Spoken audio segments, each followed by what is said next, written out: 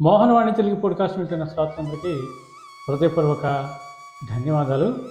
ఈరోజు ఈ షాట్లో మరొక అద్భుతమైన కథను విని ఆనందించి అందరికీ షేర్ చేద్దాం. భగవంతుణ్ణి సంపూర్ణంగా విశ్వసిస్తే భక్తుని యొక్క భారం భగవానుడే వహిస్తాడు అనే గాఢ నమ్మకం మన అందరికీ ఉంది కదండి.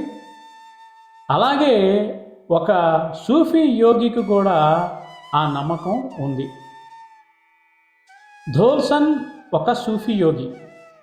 భగవంతుని సంపూర్ణంగా విశ్వసిస్తే భక్తుని భారం భగవానుడే వహిస్తాడని గాఢ నమ్మకం ఉన్నది ఆయనకు.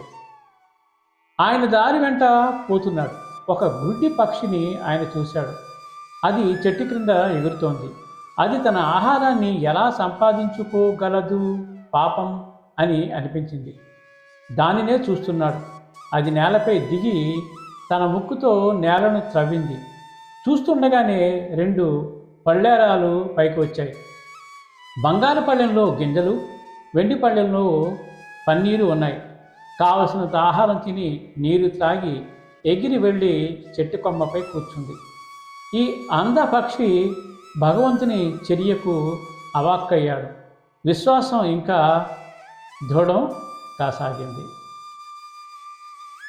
ఇదండి, ఏదైనా సరే మన కళ్ళ ముందు జరిగినప్పుడు కానీ, మన జీవితంలో మంచి జరిగినప్పుడు కానీ తప్పకుండా మనకి భగవంతుని మీద ఇంకా ఇంకా అత్యంతమైన విశ్వాసం, భక్తిభావాలు పెరిగిపోతాయి. ఏదైనా జరిగితేనే భక్తిభావం పెరగడం కాదు, ఎప్పుడూ కూడా నిస్వార్థంగా ఆ భగవంతుని భక్తి శ్రద్ధలతో సదా మనం ప్రార్థిస్తూ ఉంటే తప్పకుండా మనకి ఎటువంటి కష్టాలు లేకుండా ఎప్పుడు మన వెంట ఉంటూ కాపాడుతాడని అందరూ విశ్వసించాలి, విశ్వసిద్దాం.